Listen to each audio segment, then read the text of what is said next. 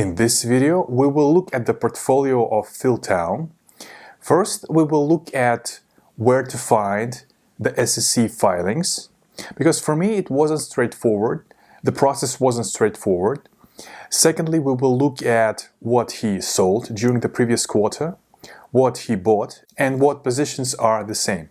And lastly, we will look at his total portfolio, including cash.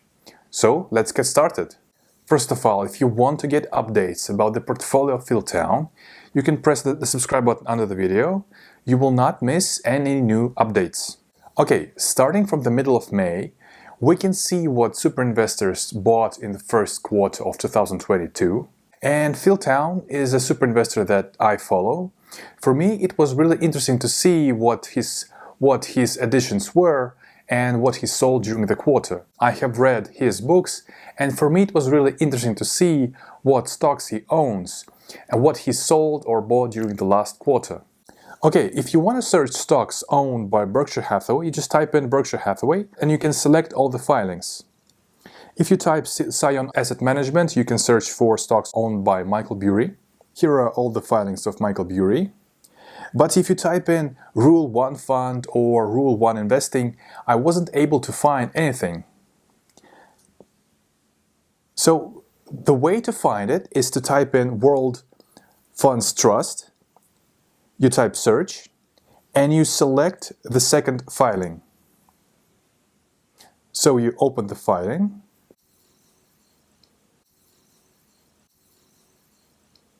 then you press 3, 2, 1.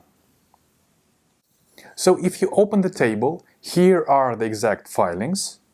I have compiled all the data to the table. First, we will look at what stocks he sold, then at what stocks he bought, and in the end, we will look at the total current portfolio, including cash. Okay, in this table, we can see the name of the company on the left. We can see the ticker. Next, we can see how many shares he owned in the end of quarter one. Also the price in the end of the quarter, the first quarter. If we multiply the price by the total number of shares, we get the value. Next comes the percentage of the portfolio. And I have also added the price of 27th of May and the change in the price during these 2 months. First, we can see that he sold a lot of gold and silver ETFs. So there were around 30% of his portfolio, so that was a large position. We can see that he also sold CF Industries, and he sold Alibaba stock. Maybe it was because that Charlie Munger also sold half of his position of Alibaba. Also, I heard Philtown saying a lot about Alibaba and regulations, so maybe this was the other reason why he sold.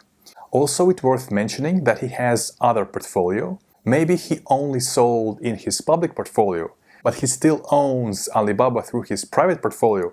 So this is something that we don't know. We can see that he didn't change his position in Bank OZK, Huntington Ingalls Industries, Sprout Farmers Market, Armada Hoffler, Sturm Ruger and Company, and Boeing. So these positions are still the same.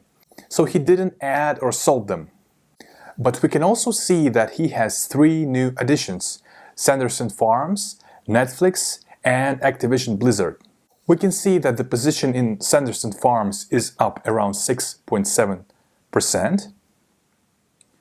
The position in Activision Blizzard is almost the same. So Microsoft buys Activision at $95.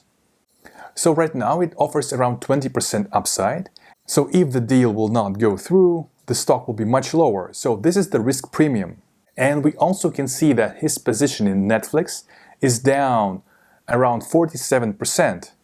So he bought Netflix in the first quarter. On the end of first quarter, the price was $375, and right now the price is close to $200. So his position is significantly down. It was around 6% of his total portfolio. Okay, this is his total portfolio.